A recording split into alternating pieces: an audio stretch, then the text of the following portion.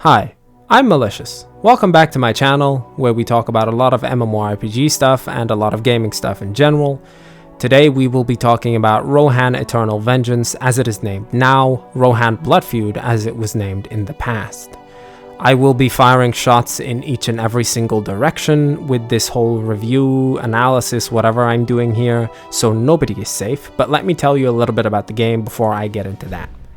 The game is not something most people know about or are used to, and because of that there are many reviews and first impressions out there that insult a lot of the game, many misconceptions and misunderstandings. But I can tell you right now, anybody who has spent a good amount of time in Rohan will also tell you the same thing, that it is not a questing game. It wasn't back then, it was very much a grinding game. Everything else outside of grinding, PvP, and the old school MMORPG systems of gathering specific items to make better weapons and some other stuff, enhancing, refining, and so on. Outside of that, not much else really mattered. However, in the year of 2021, there have been a lot of changes since, including the addition of a in-game NPC called the Newbie Helper. It gives you a few quests that do give you something worth the time invested. Now even that has changed in a more questing direction with the Eternal Vengeance setup. While mostly focusing on killing mobs and the general grindcore feel of the game that Rohan has always had, they have changed a lot of the quests, as many of them now give you a lot more XP than they used to. However, they are the same old obscure crappy quests that Rohan has always had for years, to the point where some of them are even, misspelled or just wrong. It says kill Vargs, for example, and the quest might say kill wolves. They are indeed sometimes hard to understand or find what you need without reading. Now, Rohan was the first MMORPG that did not hold my hand when I was younger, to the point where I had to reroll several times because I put agility and physique in a guardian. I still have tremendously fond memories of this game to this day. Additional things to know about Rohan before you even consider playing back then. Back in the day, there was a market where you could literally sell characters, items, or anything in the game, full character transfers, names, skills, stats, and all of those to your personal account via a sanctioned marketplace. This game was literally a pay-to-win haven, so if if that puts you off, then let it be known that has not changed in the slightest, minus maybe a little bit here and there. You can still drop a few $100 into the game and buy somebody else's character, or you can level your own and sell it on the marketplace. However, here's the kicker part for this. From what I've learned, with the Eternal Vengeance changes, you cannot buy or sell characters yet. They haven't fully introduced that marketplace system yet again, because they've made a mega server and a bunch of other things. Now, Rohan doesn't exactly promote real money trading. They do, however, promote trading for the game's cash shop currency, which is known as RP or Rohan points.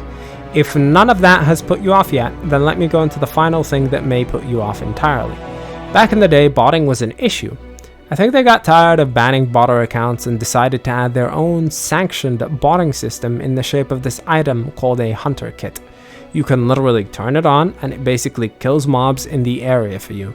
Now that we've got that and the instant negatives or turn-offs for a lot of people out of the way, if you're about to click off the video, I do ask that you give me a sub or a comment, or anything helps. A like, maybe you got the information you needed. However, if you're still here for the long haul, let's do it. Firstly, I'll briefly outline the classes. There's no gender lock minus the new one called Trinity, which is the new class. But the races do define your class options and your starting area. But remember, you can go anywhere and everywhere in the game. If you want to group up with somebody else who has made a human and you have made a half-elf and you've started in different starting areas, you can indeed buy teleportation stones and go meet up and do the same quests or the same leveling techniques or grinds or whatever. You can still group up. Nobody's going to stop you from doing that. The only thing that's going to stop you from doing that is a money limit, I guess, if you don't have enough money to buy the portal stones. So, as I said, the races do define what your class is. So humans can be knights or defenders. Decants, the dragon people I'm playing at the moment, can be dragon sages or dragon knights and turn into fully fledged dragons, by the way, which is pretty cool.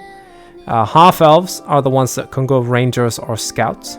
Now the cool thing about Rohan is it has an interesting class system. For example, as I said, the decans that I choose to be a Dragon Knight, for example, it's pretty badass that I can actually turn into a dragon eventually, which is basically turning up your class level to like 11. It takes that system and it pushes it forward. But before then, I have the old school stat system to talk about. Now, some of this does depend on what class or build you are, but I wanted, for example, to go full vitality to be a tanky dragon that has a nuke ability that uses 20% of my own health to do damage. I can indeed do that. For example, at the end, towards end game, let's say I have like 200k health. I am very tanky and difficult to kill for a lot of people, and that 20% of my health is converted to damage, or however much it's buffed basically by how many points I put in that skill. And yeah, that's interesting. It's a cool technique. I can also indeed go intelligence based and use magical dragon abilities in the dragon form, or I can go raw strength for the raw damage of the strength abilities in those trees. These things carry over to many of the other classes. You can be a strength scout if you really wanted to. You can really mess with the game quite a lot. Agility or strength assassins or the Dawn class and so on. The passives, the abilities, the actives, they all give you a huge amount of freedom that truly lets you decide how to build your character. Now, this combined along with the impactful and cool skill trees and limited skill points can truly make the often lackluster combat of 2008 actually feel so much better than it truly is, and much more impactful because of how truly wonderful and unique the abilities are. For example, Rangers are the only class in the game that has a speed boost toggle. That speed boost toggle works with mounts as well, and it's at max level 140% speed for your party also if they're nearby. Using this skill, you literally zoom across the map. If you really want to kite, they give you the ability to do so, and so much more. When I first played, I fell in love with how all the possibilities and the ability options were basically turned up to 11. Each skill and how the interactions of those truly changed the game for the better. Unique skills like going full health defender and using an ability on a damage dealer to absorb literally 100% of the damage they take. This effectively makes you their health pool, your health pool, till it either runs out or you die. Only to be able to recast it, a few seconds later is something I find quite overpowered when I was younger. Not to mention the defenders having the ability to CC and annoy enemies during this time or heal up as best as they could while tanking the damage. But then I learned about the assassin ability that literally swaps the health value of your character with the mana value of your character. Effectively a counter to those classes, unless they have a way of healing very quickly or had a healer. All of these scenarios made group PvP such an interesting place to be, with people zipping around the map, some in stealth, ganking from behind, or pulling you into literal duel zones that others couldn't interfere with due to a special assassin ability, downing the enemy they pulled in and stealthing out. Basically, I can go on for days about this, but I'll stop here. You get the picture. It's unique and really fun and interesting. However, we'll go into the bad a little further down the line. But either way, let's continue forward into what Rohan looks like in the year of 2021. A lot has indeed changed, but not as much as one would expect over 10 years. I will say that this game does make it more accessible and a little easier for players to get into the game. The graphics are not bad for a 2008 game that hasn't had much of an update. You get given free stuff to help you level a mount that only lasts about 15 days, but there's extra events for stuff like that. You can get a mount later in the game, but not instantly, so they do give you that instant boost. An outfit that just looks cool, a monkey pet which loots stuff for you. Yes, I did say monkey. Why? Monkey. However, I will say that you can only redeem these things on one character at a time, so choose wisely. Now, as someone who never really did the quests in this game in the past, I decided to do some of the beefed up quest lines this time, and here are my findings. It seems that the original event and quest line that gives you a ton of free stuff, including weapons and gear that get you into the game, are completely gone. The greed of the company has changed it to the point where now that that event is gone, they will sell those as packages. I was left with a few small daily login rewards, the 15-day horse and a monkey that I told you about, and told to go about on my way basically. And I'll be honest with you that I personally do not see more than a handful of people in the year of 2021, with the amount of games available to them, starting this game, being thrown into the wild like this, zero handholding for the lackluster combat of 2008. If they don't expect anything from the end game and they don't see themselves getting there or know nothing about it, where the game doesn't really start till you're way higher level up in combat and skill tree depth wise to even bother getting past the tutorial, that's combined with the fact that there is a huge possibility for pay to win. Don't get me wrong, I loved this game in the past, would easily rate it highly, but even right now, woo, good grief. Some of the quests being timed and obscure does not help with matters even slightly either. Now let's skip to the population. Population wise, the game is not dead at all actually. I expected it to be a lot more dead than it was. In fact, many people are still playing, but it's all one huge server now, so you'll be interacting with people from all over the globe, and with servers like that also comes lag. I pressed an ability and watched it go off 2 full seconds after I pressed it, which was extraordinarily disheartening. So, before we get to the conclusion of what Rohan is actually like in 2021, I will say from my personal standpoint, the PvP, the utter lawlessness, where literally all the power was in the hands of the players, township battles, alliances, random PvP in every corner, even organized PvP on grind spots and other stuff was such a huge deal. That combined with a tight-knit community where your name actually carried value and weight in the world if you achieved anything. I mean, there's raps out there about the game, a few of which my character was shouted out in actually. There's PvP videos about the game out there where my character is involved and just sitting there in the world or part of the action because people knew each other back then. And it had a bigger population back then too, with different servers of different population sizes, but it was always alive. That combined with the subtle charm of the game where skeleton mobs would die, for example, and drop its head and start looking for it before falling apart. Those things added together make the game what it really was.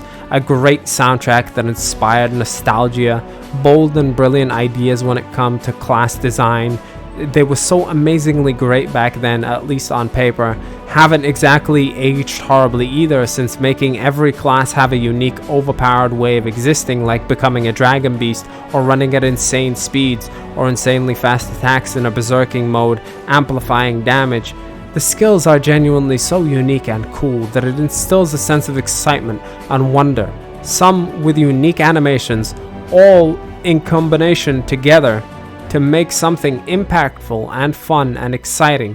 Everything went hand in hand and clicked together. I still remember the days of farming items, refining and enhancing weapons I found, then setting up a kiosk when I went to school, coming back to see all of my crafted armor and weapons sold, a sense of real achievement. I found those items, I mixed the possible stats to make an enchanted and enhanced item, went through all that work and set my own prices. The game didn't stop me from setting any price I wanted, so the economy was definitely player driven in general, and the items were, for example, you want as much strength and as much melee percentage on a weapon if you are a strength character. Well, since the stats are quite randomized and farming certain pieces with as much melee as possible, you could create weapons that others had never seen before for their entire time playing the game. So you could have the best grade armor in the game, but if the stats and the bonuses on it sucked, it was relatively bad in comparison to a well-farmed item. Where I stand is Rohan used to be a great game, but in 2021, I think things have taken a turn for the worst. Age has affected the game greatly, so has the dwindling population, hence the mega server being needed. Old hotspots of PvP no longer exist, and some areas are completely empty. So has neglect and corporate greed also negatively impacting the game. Also, since the game is an old MMORPG, a large annoyance after dying or becoming debuffed in this game basically turned into this for a short while. Now, I look fondly back at the old memories, but I doubt I will be making new ones in the world of Rohan anytime soon, in the year of 2021 at least. In conclusion, knowing that MMORPGs have advanced in a different direction, I say with a heavy heart, I would not recommend this game really in 2021 for the current MMORPG player base. If you're looking for an adventure though, don't care about pay to win, enjoy old games with obscure ways of progression, interesting lore, if you decide to read by the way, combat that has depth on paper but mechanically requires very little input, and have the patience to go through all of this in a grindy game where you lack the ability to jump and can basically bot for free, well then give Rohan a shot. I personally will not return to this game. I just wish the company behind it wasn't so staggeringly bad at this. I hope one day in the near future I'll have a game of some similar caliber that made me feel the same way Rohan made me feel back then. The adventure, exploration, lore, depth, and sheer uniqueness of classes is something I find unbeatable. The revenge system was also amazing. The lawless world that was only alive because of the actions of its players. The power directly in the hands of the people, whether that was because of township battles and setting taxes or kill on-site guild wars. This was 100% an old grindy PvP MMORPG of an era that has long passed. Rohan will always be one of the classics for me, but it's a shame really. Cue the guts theme.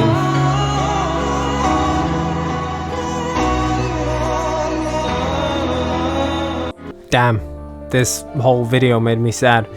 Anyway, if you like the content, feel free to drop me a like, subscribe, hit the notification bell so you never miss a video. Tell me what I should check out or play next. Happy to hear thoughts and opinions or carry on the discussions in the comment section. And I thank you for watching. If you want to support me, follow me on Twitter or Twitch too. Those will be in the description down below. Until next time, my friends, as always, I've been Malicious, and this has been a pleasure.